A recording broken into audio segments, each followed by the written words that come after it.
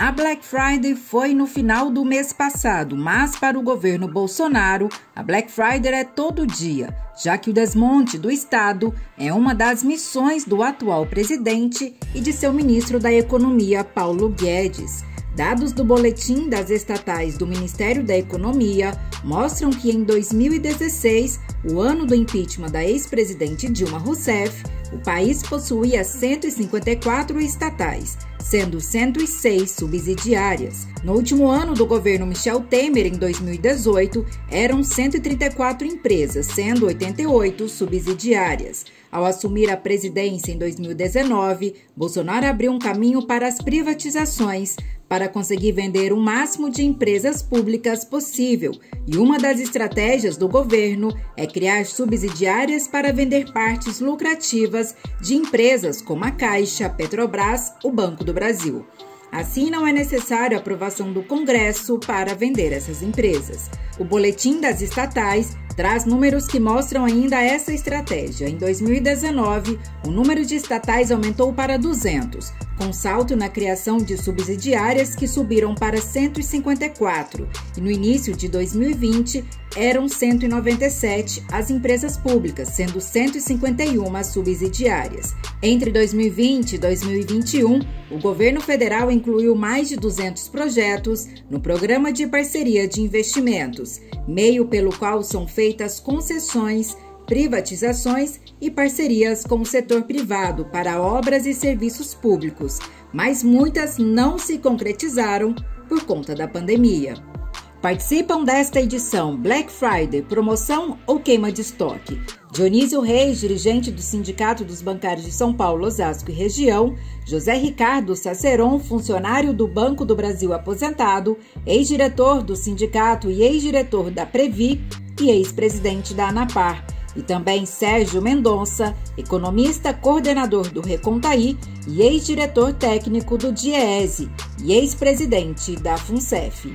Participe, comente e compartilhe.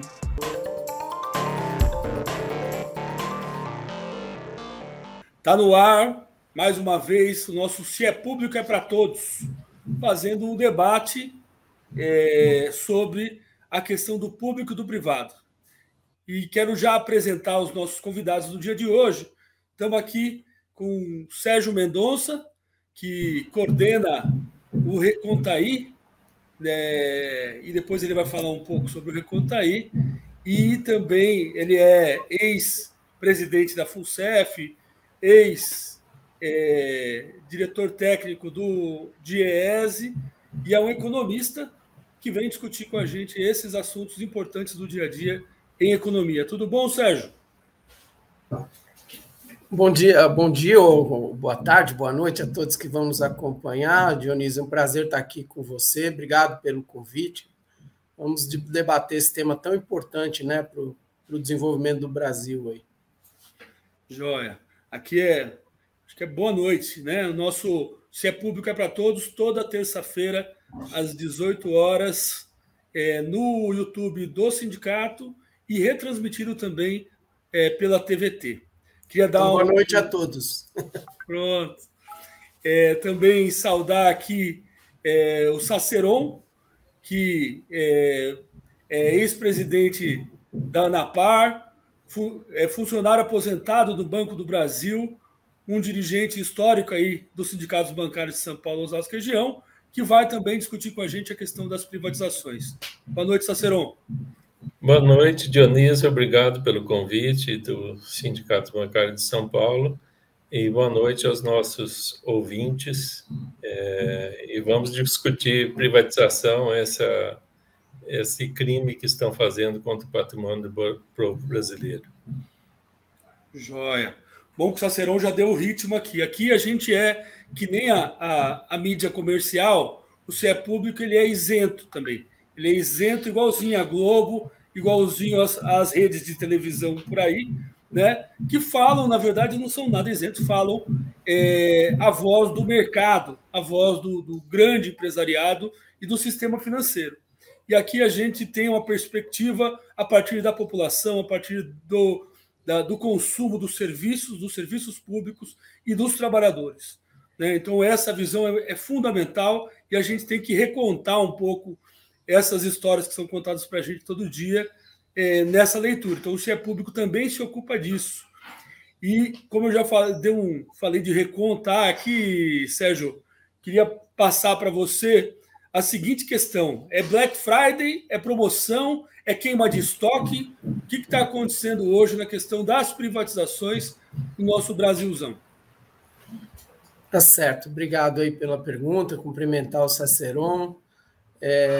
Olha, Dionísio, é Black Friday pelo seguinte. Primeiro, nós estamos passando por um período ruim na economia brasileira, né? Dos últimos 6 anos, a economia brasileira vem andando de lado, teve recessão em 2015, 2016, depois teve baixíssimo crescimento em 17, 18 e 19, em 2020 uma nova recessão, fruto da pandemia, e agora uma recuperação em 2021, mas que é só recuperar o que foi perdido em 2020, e nenhuma boa perspectiva para 2022. Num ambiente desse, há uma desvalorização dos ativos em geral, né? Ativos privados e ativos públicos. Então, você querer vender empresa estatal nesse contexto, primeiro, nós já somos contra vender empresas estatais, porque é um patrimônio público construído ao longo de décadas, né? Nós estamos falando de Petrobras, nós estamos falando de bancos públicos, BB e Caixa, BNDES, bancos regionais como o BASA e o BNB, falando da Eletrobras, uma empresa estratégica no setor energético, falando de Correios, falando de Serpro, Dataprev, enfim, um conjunto de empresas, são mais de 150 empresas federais, além das empresas estaduais. Então, já seria ruim privatizar nessas condições econômicas desfavoráveis, e ruim porque essas empresas são absolutamente estratégicas para o desenvolvimento. Eu te dou um exemplo. A Petrobras, ela foi no auge em 2014. A Petrobras, o Brasil chegou a uma taxa de investimento global da economia brasileira de 20% do PIB, e a Petrobras era aproximadamente 10% dessa taxa de investimento, 2% do PIB, né? Ou seja, um potencial gigantesco de uma empresa estatal que tem muito os acionistas privados, mas o controle é da União, né, nas ações que controlam a empresa. E ela faz isso como? Investindo regionalmente para corrigir desigualdades regionais, com refinarias, gasodutos, desenvolvimento do próprio pré-sal, né, faz isso com empresas, os bancos públicos fazem isso com crédito para o desenvolvimento regional, para corrigir desigualdades regionais e sociais, né? Então, as empresas estatais são um patrimônio público que são instrumentos estratégicos para você avançar no desenvolvimento, gerar emprego e renda, corrigir desigualdades regionais e sociais, né? É muito importante. São empresas que têm, só as federais têm 450 mil empregos diretos, já teve mais recentemente. Então, você, nesse contexto de crise mundial, crise brasileira, você querer vender patrimônio público é realmente um crime, eu diria, de lesa pátria, né? De entrega do patrimônio para o setor privado e uma parte para o setor privado internacional. E é uma coisa inacreditável, porque nós estamos na contramão do mundo, né? Nós estamos na contramão do mundo, porque os Estados Unidos, que é o maior país capitalista do mundo, está usando o Estado para tentar se recuperar dessa crise da pandemia, com um pacote gigantesco de infraestrutura. A China nem se fala, porque usa o Estado a favor do desenvolvimento, de um longo projeto de desenvolvimento, os bancos públicos, o crédito público. A Europa, a União Europeia, também com um pacote de desenvolvimento, e nós aqui estamos falando em conter o gasto público, com essa emenda ridícula do teto de gastos, e temos também contenção do investimento das empresas públicas. Você veja, na crise de 2008, só para terminar essa primeira intervenção, quem foi que tirou o Brasil daquela crise lá do subprime? Foram a intervenção do Estado, foram os bancos públicos, o BNDES, através do crédito para as empresas, o Banco do Brasil, com o programa Mais para Todos, a Caixa Econômica Federal com a bancarização. Então, nós estamos na contramão do mundo, ou seja, esse governo está fazendo negócios, é só business e vender empresas, e eu não sei quem está, além de quem compra. E, por último, desculpe, eu esqueci, a Eletrobras. É inacreditável. Todo país que quer ser soberano pensa em 3 grandes autonomias. Tem o que se chama de segurança energética, né? A segurança, a defesa nacional e a segurança alimentar. No caso da Eletrobras, nós estamos abrindo mão da segurança energética, também quando você enfraquece a Petrobras. Então, é inacreditável que um país, ou seja, um país que está, um governo, né, que está a serviço do interesse de outros interesses nacionais, não são interesses nacionais, da soberania nacional, são interesses de fora, enfraquecendo as nossas grandes empresas estratégicas. Então, de fato, é uma Black Friday, vender na hora da xepa, né, como a gente diz, na feira, no final da feira, vender a preços baratos. Não deveria vender em nenhuma circunstância, mas, nesse caso, está vendendo em circunstâncias muito desfavoráveis. O menino da Casa da Bahia diria: o gerente ficou maluco. Queima de estoque, né? Então é o momento que a gente está vivendo. Não é triste, é revoltante, na verdade, por um detalhe, né? Essas empresas, esse patrimônio acumulado não foi de graça produzido, veio de muita luta, muita resistência dos trabalhadores brasileiros historicamente, e é do povo brasileiro, não é de governo nenhum. Então, nenhum governo deveria ter o direito de chegar lá e tomar decisões que prejudicam muito mais do que o mandato desse governo, prejudicam a população brasileira, né? Então, a gente vê discussões de plebiscito, de participação popular nesses casos. Eu acredito que nesse caminho seria muito mais saudável para as democracias.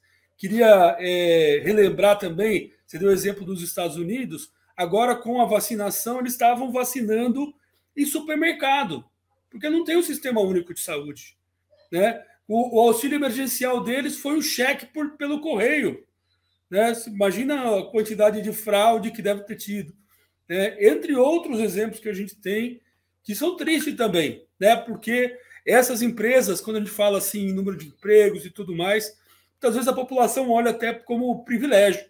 Assim, não, mas são privilegiados e tal.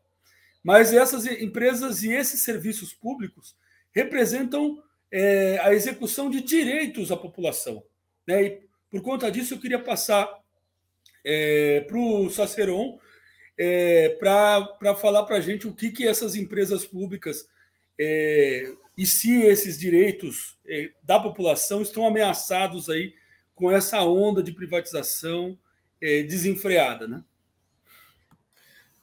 Dionísio, obrigado pela pergunta. Eu vou pegar um gancho com o que você falou aí, inicialmente, a história da Casas Bahia, que o gerente ficou louco. Eu acho que o gerente do Brasil hoje, que é o governo do Brasil, não ficou louco, não. Ele tem um objetivo muito claro de favorecer interesses privados e favorecer o lucro em detrimento dos direitos e dos benefícios da população. Se tratasse temas como, se privatizasse questões como saúde pública, como educação pública, como previdência pública, se tudo isso se transformasse em negócio privado no Brasil, que essa é a grande disputa que existe, né? 80% da população ficaria sem atendimento à saúde, sem educação básica, sem direito à previdência. É esse o dado. Os países que privatizaram a previdência, por exemplo, no mundo, América Latina, leste europeu, a grande maioria dos idosos não tem aposentadoria, porque eles não têm condição de acumular dinheiro suficiente para aposentadoria, e as empresas foram deixaram de contribuir para a previdência dos seus trabalhadores. Eu acho que essa é a questão. Então, o governo que se interessa para a população tem que defender a coisa pública e tem que valorizar os serviços públicos para a população, previdência, saúde, educação. Além disso, as empresas. O Sérgio citou muito bem que uma questão fundamental no mundo é segurança energética, e o governo está querendo privatizar toda a energia para a população, que vem desde a Petrobras, a Eletrobras e todos esses setores, né? A energia é um direito fundamental do cidadão, a segurança energética, a segurança alimentar, a segurança da saúde. Nós vimos que os sistemas de saúde no mundo que atendem melhor a população são aqueles públicos, como o Canadá, como Inglaterra, como Cuba. E o Brasil, felizmente, a gente ainda está ganhando, está conseguindo manter o SUS, apesar de todos os problemas, apesar de todos os ataques, apesar de todas as tentativas de privatização. O SUS demonstrou isso. O Brasil hoje é um dos países em desenvolvimento que tem um dos mais elevados índices de vacinação exatamente por conta do SUS, apesar do boicote do atual governo, né? Então, quando falamos em privatização versus quando falamos em empresas públicas, nós estamos falando de atender direitos da população, né? A população merece respeito, a população merece investimento do governo, a população merece utilizar um imposto que é pago por toda a população em benefício dela própria. Essa é a grande questão que nós temos que trabalhar neste momento, né? E aí, para citar casos de empresa pública, nós temos a Caixa Econômica Federal, que faz um brilhante serviço de pagamento de benefícios, quando o governo incentiva, consegue financiar a população, o Banco do Brasil com financiamento à agricultura, etc. Então, é fundamental nós defendermos as empresas públicas quanto defendermos os serviços públicos. Isso é fundamental para toda a estabilidade da população e para o bem-estar da população, enfim. É essa questão que a gente precisa defender. Eu volto a você, Dionísio. Eu acho que são esses comentários preliminares que eu gostaria de fazer. Valeu, Saceron. E a gente está num momento também,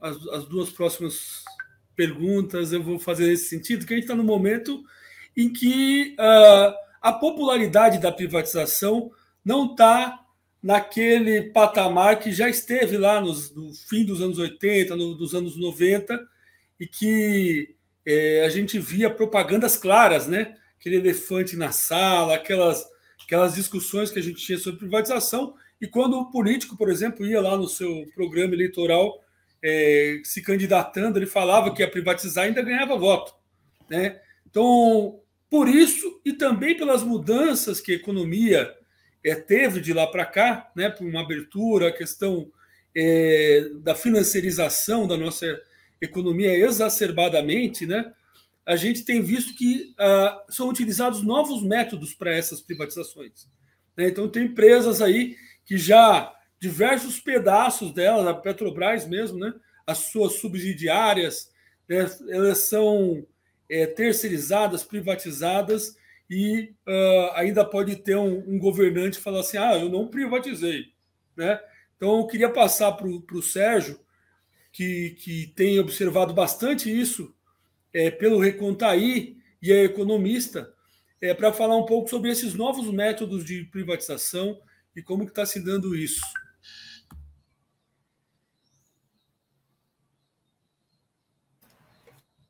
Obrigado, viu, Dionísio? Veja só, a Petrobras está vendendo suas refinarias, né?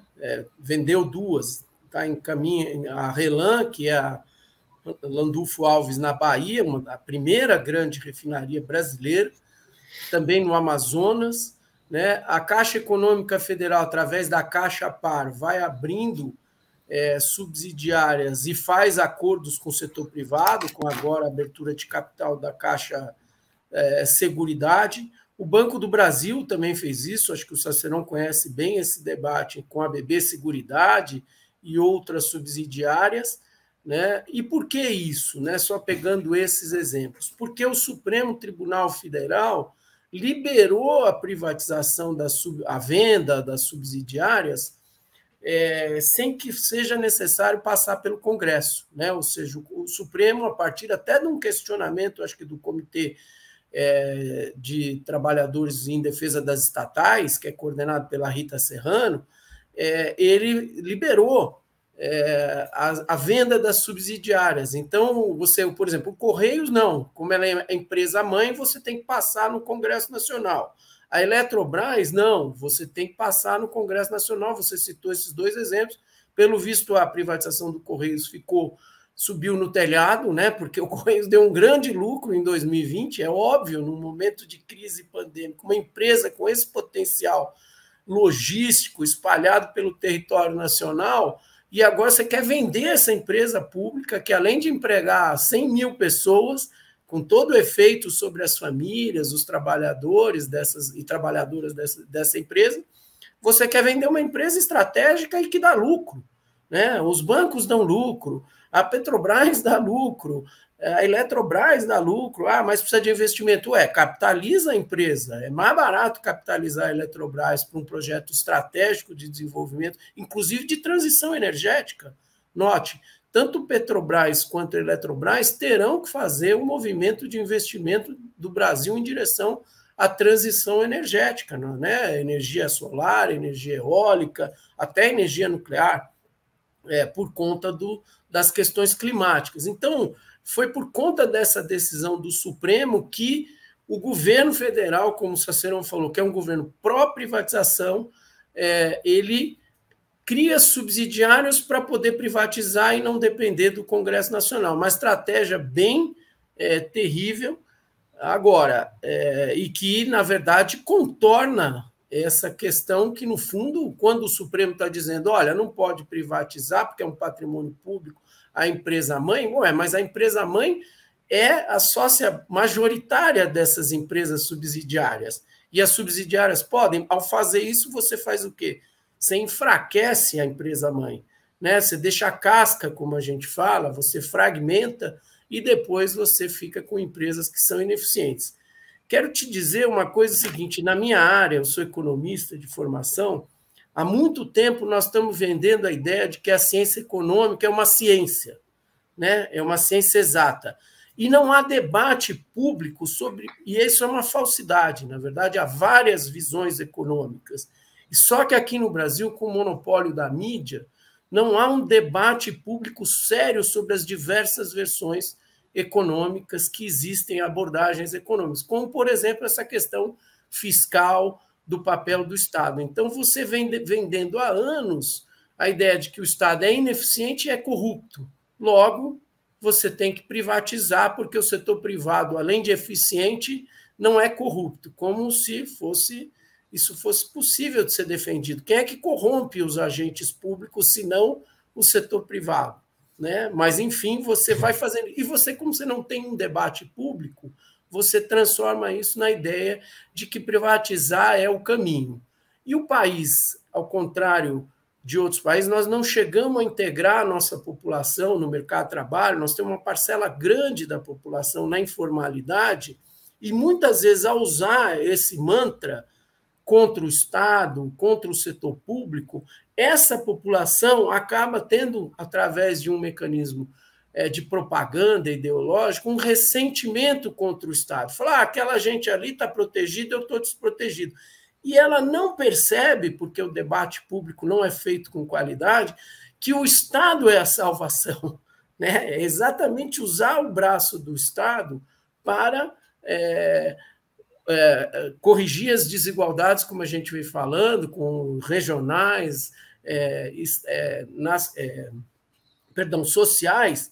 E um ponto, Dionísio, só para terminar, que eu acho fundamental, é o seguinte, as estatais têm que dar lucro, eu insisto nesse ponto, mas elas têm que dar um lucro pequeno, elas não têm que ser eficientes no sentido de dar o máximo de retorno para os acionistas privados, como a Petrobras está fazendo agora no seu plano de investimentos, que está dizendo que vai distribuir 60 bilhões de dólares nos próximos 5 anos. Não faz sentido. O ex-presidente Lula falou nisso, a Petrobras tem que estar a serviço do povo e não a serviço dos acionistas privados. Então, as estatais têm que dar lucro, eu acho bom que deem lucro, e que até repartam dividendos com a União, que é dona de uma parte dessas estatais. Mas elas têm que dar baixos lucros, retornos baixos, na minha opinião. Por quê? Porque ao fazer isso, os bancos emprestam mais barato, né, para pessoas físicas, para micro e pequenas empresas. A Petrobras pode mudar essa insana política de preços de combustíveis, que eu acho que o Sacerão vai discutir um pouco isso, que é ridícula, né? Nós estamos esfolando o povo para pagar dinheiro para os dividendos dos acionistas privados, que são dono aí de 63% das ações da Petrobras, embora não tenham controle. Enfim, são temas muito relevantes, a gente não vai ter tempo para discutir tudo, mas é fundamental a gente resistir até a eleição de 2022 para preservar o patrimônio público e, mais à frente, usar as empresas públicas e estatais como empresas estratégicas para o desenvolvimento, como foi a Petrobras no período do auge aí do pré-sal. Só dar mais um dado para o nosso público aqui que está nos acompanhando. A Petrobras, Dionísio, em 2011, era a 4ª maior empresa do mundo, a empresa mais valiosa, quando descobriu o pré-sal, e o pré-sal já se mostrava extremamente promissor e rentável, né, do ponto de vista da extração de petróleo, a 7 quilômetros de profundidade, ela chegou a ter o 4º maior valor de mercado do mundo. Olha o que esses entreguistas fizeram nesses últimos anos. Ela ainda é uma empresa muito grande, importante para o Brasil, mas, evidentemente, ela perdeu força com essa entrega aí recente do patrimônio público. Obrigado, devolvo para você. Apesar do preço da gasolina, né? Então, como eu havia dito no início, se é pública para todos, tem o mesmo nível de isenção da grande mídia, né? Que sempre mostra só um lado das discussões, né? Então, quando eu discuto a questão econômica, é na perspectiva do capital financeiro, né? Do rentismo, né? Da acumulação de capital, quando a gente está vendo a população sofrendo com a alta do preço dos alimentos, sofrendo com a alta do preço da gasolina, dos combustíveis, sofrendo com a alta do preço da conta de luz. A gente viu no último programa essa discussão. E aí eu queria aproveitar que a gente já iniciou essa discussão, passar aqui para o Saceron que esses novos métodos, quem está assistindo a gente pode falar assim, pô, como esse pessoal é chato, o governo não está privatizando nada, né? Tá lá, a Caixa continua, a Eletrobras continua, os Correios continuam, o Banco do Brasil. Por que eles estão falando isso? E como é que esses métodos aí que o Sérgio colocou aqui para a gente afetam os serviços prestados à população no sentido de... Mas a empresa continua pública? Como é que é isso? Queria passar para o Sacerão. A Petrobras continua pública, né, com controle do Estado, porque o Estado tem a maioria das ações ordinárias, né? E as ações preferenciais estão na mão de privados quase todas. Mas usa uma empresa pública para favorecer o capital privado. Eu acho que essa é a questão, em detrimento da população.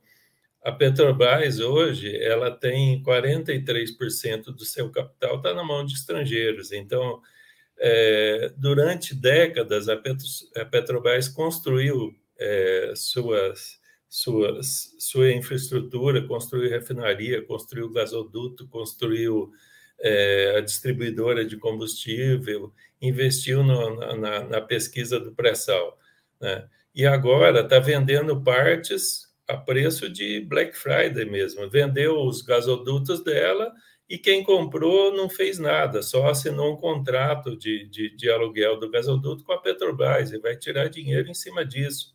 e o povo brasileiro que paga isso, que pagou o investimento e que agora que paga o preço do combustível.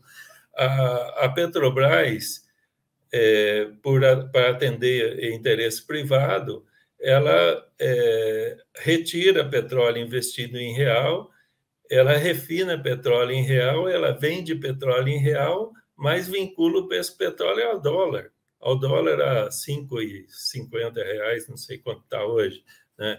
Então, a população paga um produto que é produzido em real, paga em dólar. E esse é o valor do petróleo, do combustível que a gente paga hoje. Antes de 2016, do golpe de 2016, a gasolina, o preço do combustível na bomba estava R$ 2,30, agora está R$ 6, R$ 7, né, em alguns lugares. Então, é uma maneira de sugar dinheiro da população em geral, através do preço do combustível, e transferir para o interesse privado. O Sérgio falou, o plano da Petrobras é distribuir 60 bilhões de dólares, não é de reais, de dólares, o que daria em torno mais de 300 bilhões de reais, né, nos próximos anos de dividendos, e 43% das ações estão na mão de estrangeiro. Então, é uma maneira de tirar dinheiro do povo brasileiro e levar lá para o investidor estrangeiro. Essa é uma questão. O governo, apesar de ter uma empresa pública, ele está favorecendo o capital privado. E aí vamos falar de outras duas empresas muito importantes, que sempre foram muito importantes para a economia brasileira, que é a Caixa e o Banco do Brasil. O Banco do Brasil, a maioria das suas subsidiárias tem capital 50% menos um das ações de propriedade do Banco do Brasil e o restante de capital privado. Por exemplo, a Brasilprev, que é a maior empresa de previdência privada do Brasil, né? A Brasilprev fez um acordo, o Banco do Brasil fez um acordo com a Principal, que é uma empresa norte-americana, né? E aí todo o lucro é dividido entre o Banco do Brasil, que tem um pouco menos de 50% de capital, e o restante da Principal. A Principal não faz absolutamente nada, só comprou as ações. Quem vende plano de previdência é o funcionário do Banco do Brasil, e quem faz a gestão é a Brasilprev, né? E, ao mesmo tempo, leva para dentro do Conselho de Administração do banco os tais dos conselheiros independentes, que são independentes do governo, são independentes do Estado, são independentes do mercado, eles defendem interesses privados. Então, isso aconteceu com o Banco do Brasil, é o que estão tentando fazer com a Caixa também, com a venda de subsidiárias, a Caixa Seguridade, que fez o IPO recentemente, né? Então, na verdade, vai transferir uma parte do lucro para interesse privado, em detrimento da população novamente. Quer dizer, o Sérgio citou agora há pouco, o ex-presidente Lula disse que, quando se ganhar a eleição, vai rever a política de preço da Petrobras. A Petrobras, quando manteve aquela política de preços de controlar o preço do combustível, ela não teve prejuízo, ela teve lucro, só que teve um lucro um pouco menor. Da mesma maneira, o governo conseguiu apurar dividendos com aquele lucro, e a população não foi prejudicada. Eu acho que isso que precisa ser levado em conta quando se fala em privatização. E a mídia, obviamente, não leva em conta isso. Para a população que se dane, de acordo com os economistas. Lógico que eles não falam dessa maneira, né? Mas a economia, a visão mais conservadora da economia está pensando isso. Eles estão querendo ter a eficiência do capital privado, a eficiência do interesse privado, a eficiência de ter o maior lucro possível, e a população prejudicada com isso. Então, eu acho que essas são questões muito importantes a gente discutir, né? A Caixa só um outro exemplo, né, que todo mundo sabe disso. O governo atual acabou com subsídio para financiar residência para a população de mais baixa renda, né? Então, a Caixa hoje age mais próxima de um banco privado por orientação do governo. Então, precisa mudar essa orientação, né? Precisa manter essas empresas como públicas, de fato, com uma orientação diferente, de fato, para atender a maioria da população. Essa questão que você colocou da Caixa, como me toca, né? Sou empregado da Caixa, só lembrar que a gente... os mercados... Hoje, a Caixa ainda tem cerca de 67% do mercado de habitação, né? Do crédito habitacional. Mas se você for olhar o crédito popular habitacional, chega a 90%, 100% quando você vai olhando nos municípios, né? Quer dizer, o Minha Casa Minha Vida existiu um tempão e com o faixa 1, né, que é para as pessoas mais pobres, e os bancos privados não utilizaram desse programa, não operaram com esse programa, né? A partir de novembro de 2016, os bancos privados passam a mês após mês estar em primeiro no SBPE, que é o empréstimo com funding, né, utilização da poupança, e que dá mais, vamos dizer, o retorno mais rápido, né? É o mais lucrativo, porque é para a classe média, classe alta, né, do crédito imobiliário. Então, você vê bancos como Itaú, Santander e o próprio Bradesco estando mês após mês à frente da Caixa na oferta desse crédito. A Caixa ainda tem a maior carteira, mas a tendência é os bancos privados, os outros bancos, irem aumentando sua carteira, diminuindo o da Caixa da forma que tem sido feita essa gestão. E todo esse economês aqui significa o quê para a população? Menos acesso à moradia, né? Menos acesso a um direito básico, que é você poder ter sua casa e o seu salário você gastar com o seu consumo, né? Então, eu queria lembrar que a gente é isento, né? Aqui, ó, privatizar faz mal ao Brasil, certo? Tão isento quanto a grande mídia. Talvez a gente não seja tão isento, mas a gente é transparente. Uma coisa que a gente não vê na grande mídia quando põe essa banca aí de isento, né? Então, acho que é importante essa discussão. Queria passar para as considerações finais. Vamos colocar o link do Recontaí aqui também. Acho importantíssimo.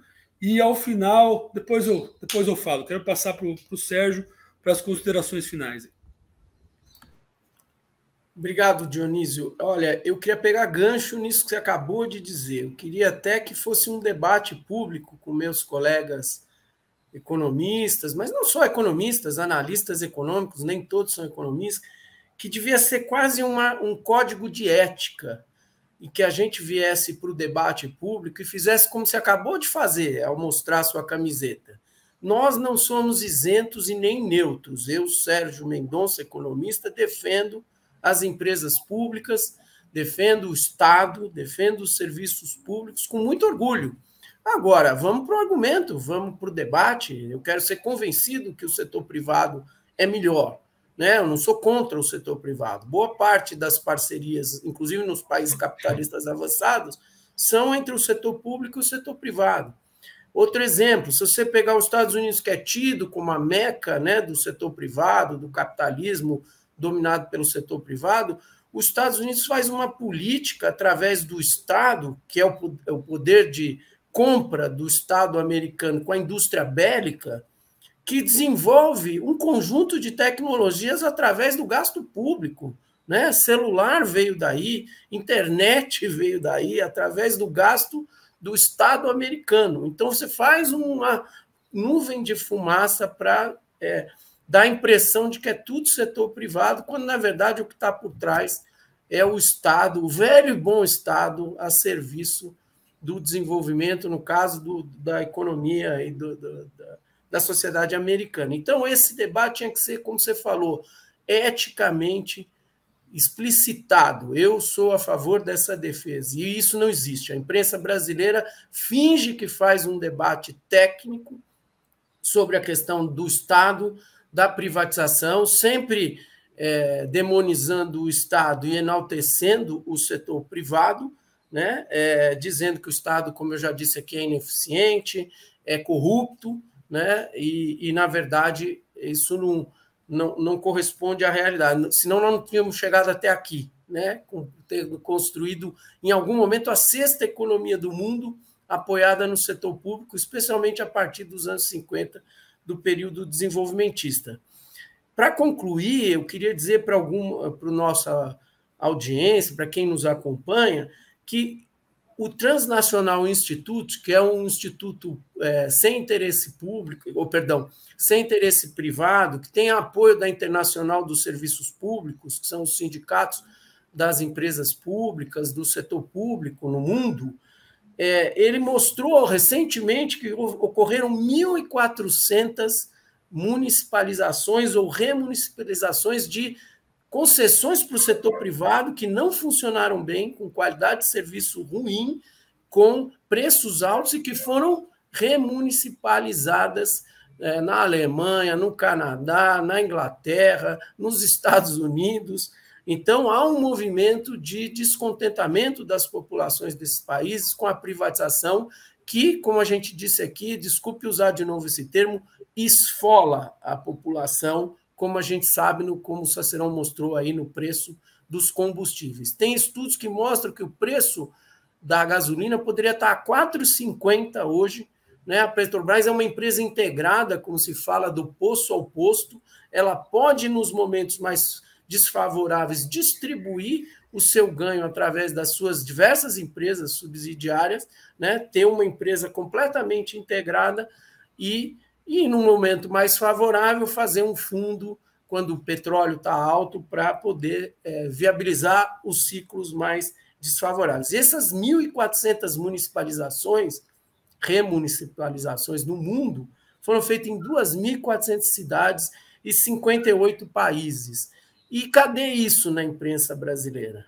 Cadê esse debate sobre a volta do Estado? Né? A questão do BNDESPAR, o Sacerão mostrou aí, quem é o dono das empresas, das ações da Petrobras? É a União e o BNDESPAR, através do BNDES. Né? E o BNDES está caminhando para enfraquecer violentamente essa coligada, essa subsidiária que é o BNDESPAR, que é totalmente controle do BNDES, para enfraquecer indiretamente as outras empresas estatais. Então, nós temos que fazer um debate sério sobre isso, né? Eu acho que esse debate vai pegar fogo, no bom sentido, no ano que vem, né? No debate eleitoral. Eu acho que as candidaturas têm que se colocar claramente a favor disso. O Sacerão, a gente faz alguns debates juntos, sabe da minha opinião. Eu acho que nós temos que defender que as empresas, na medida do possível, fiquem 100% na mão do Estado, como a Caixa, e vocês mostraram bem, é possível fazer um maior programa habitacional do Brasil para a população de baixa renda, foi feito pela Caixa. Por quê? Porque pelas regras de análise de crédito, de risco, um banco público, se você capitaliza ele com R$1, ele pode alavancar R$9 através do crédito. E com o subsídio explícito, transparente do Tesouro, ele pode também fazer uma política de alto alcance social, como foi Minha Casa Minha Vida. Então, o Brasil, apesar de tudo, viu, Dionísio, nós ainda não estamos tão mal, nós ainda temos essas empresas, e se elas não forem vendidas nessa Black Friday, aí, como você iniciou o nosso programa, Correios, Eletrobras, que ainda está em um impasse, Banco do Brasil, Caixa Econômica, Petrobras, Serpro, Dataprev, Ceitec, né? Enfim, há um conjunto de empresas aí que podem ajudar muito a nossa retomada, pelo menos colaborar na retomada do desenvolvimento, com inclusão social, geração de emprego e renda, melhoria das condições de desigualdade social e regional no Brasil. As estatais são estratégicas para isso, e eu parabenizo vocês aí por ter essa iniciativa desse programa, não sei, é público, é para todos, teria muito mais a debater, mas está muito bacana aí, e obrigado pelo convite. E o Reconta aí, que é o projeto que a gente faz com a ajuda da Contraf, da FENAI, é um instituto, né, uma organização que tem esse lado, que defende o Estado, defende o serviço público, defende as empresas públicas, tem lado e não finge que é isento, que é neutro e que é técnico, né, como a imprensa dominante insiste em dizer, que é técnico, logo não há debate. Eu quero te dizer que não existe uma ciência econômica única, tá? Como existe na física, na química, nem nessas existe. Porque quando o Einstein apareceu, ele desbancou a física newtoniana, mas durante muito tempo você acreditava naquilo e ainda vale. Na ciência econômica, se é que existe ciência, deveria haver um debate sério sobre essa questão do Estado, a privatização, o teto de gasto que o Sacerão colocou, que estrangula o SUS. E olha o que o SUS fez nessa crise da pandemia. Então, tantos exemplos positivos que a gente pode ter sobre o papel do Estado no mundo e no Brasil, mas fico por aqui e, mais uma vez, agradeço esse convite. Um abraço a todos. Eu que agradeço, Sérgio, você respondeu ao nosso convite, agradecer por esse debate que você coloca para a gente aqui, e agradeço também ao Saceron, e já passo para as suas considerações finais, Saceron. Então, a grande imprensa, ou a visão dominante da grande imprensa, é de que o Estado deveria existir só para atender os interesses privados, só para garantir que o capitalista acumule capital. E isso tem levado ao mundo a uma concentração de renda cada vez maior e uma geração de miseráveis cada vez maior, né? Na nossa visão, na minha visão, o Estado deve existir para satisfazer a população, né? Satisfazer a população em todas as suas necessidades. Então, por isso tem necessidade de ter empresas públicas, por isso tem necessidade de ter saúde pública, por isso tem necessidade de ter previdência pública, de ter banco público para financiar desenvolvimento, de ter controle do Estado na área de energia, etc., né? Para levar um pouco para a área que eu atuo, que é de previdência, a maioria das pessoas, uma boa parte dos idosos brasileiros que recebem benefício previdenciário hoje não acumularia recurso suficiente durante sua vida para ter aposentadoria se ele tivesse que economizar uma parte do seu salário, dos seus ganhos, para investir numa previdência privada de banco. Precisa ter previdência pública. Se saúde pública, que a gente já citou aqui, se não fosse o SUS, né, não teria vacina no Brasil. Se não fosse duas empresas públicas, Butantan e Fiocruz, não teria vacina no Brasil. A África, 3% da população está vacinada. No Brasil, mais de 60% da população tomou as 2 doses por causa de 2 instituições públicas, né? E isso é fundamental para o bem-estar da população brasileira. Se não tiver isso, a gente vai estar numa sociedade cada vez mais desigual, cada vez mais injusta com os 212 milhões de brasileiros. Então, nós precisamos, sim, de empresas públicas fortes e de instituições públicas fortes para satisfazer a população brasileira. E só para terminar mesmo, todo mundo sabe que um dos bens mais valiosos no século XXI é a água. E o Brasil mudou recentemente a legislação para poder privatizar a empresa de saneamento.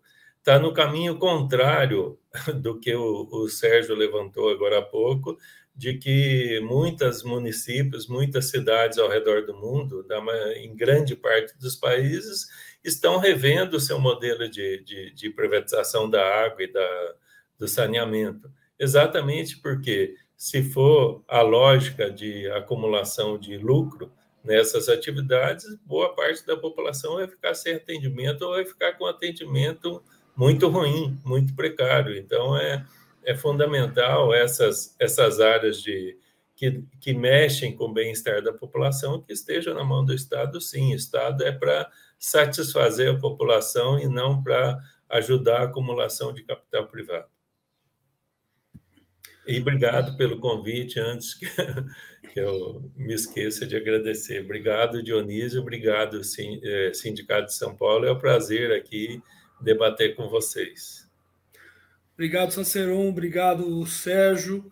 Essa aula que a gente teve com vocês aqui hoje trouxe para a gente também à tona os programas que a gente tem tido no CE Público é para Todos, né? Então, eu vi o Saceron falando da questão da água, convido aí a nossa audiência a revisitar os programas anteriores, né? A gente debateu a questão da água com os especialistas, que são os trabalhadores que trabalham com a água, né?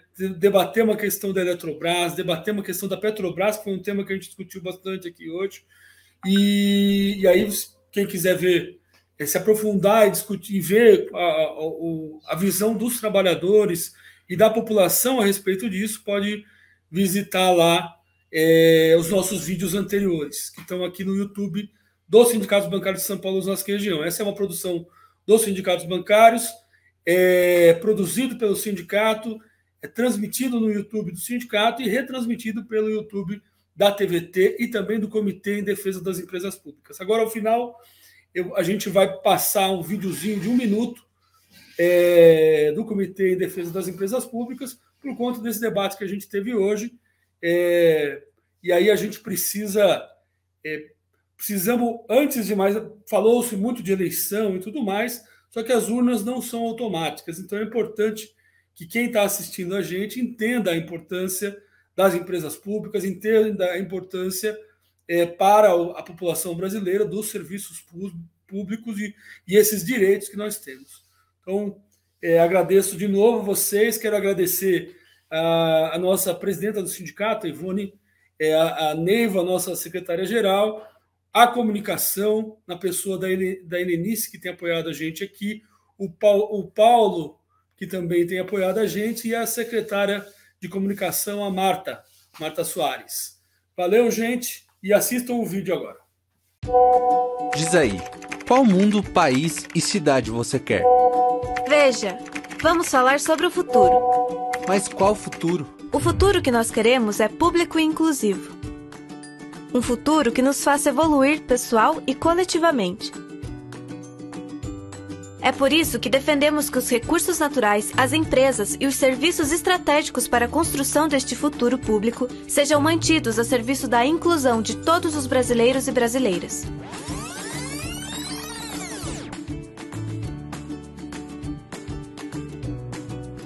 Isso é bem diferente dos que sonham com um futuro de exclusividades e para poucos. Por isso defendem a entrega do patrimônio construído por todos nós, não escondem a intenção de lucrar e colocam o lucro acima da vida e do bem comum. Vem pra luta em defesa de um futuro público. Afinal, a gente sabe que quando tudo for privado, os que vivem do próprio trabalho serão privados de tudo. Se é público, é para todos. Comitê Nacional em Defesa das Empresas Públicas. Ei, espere um pouco. Temos um recadinho final para você.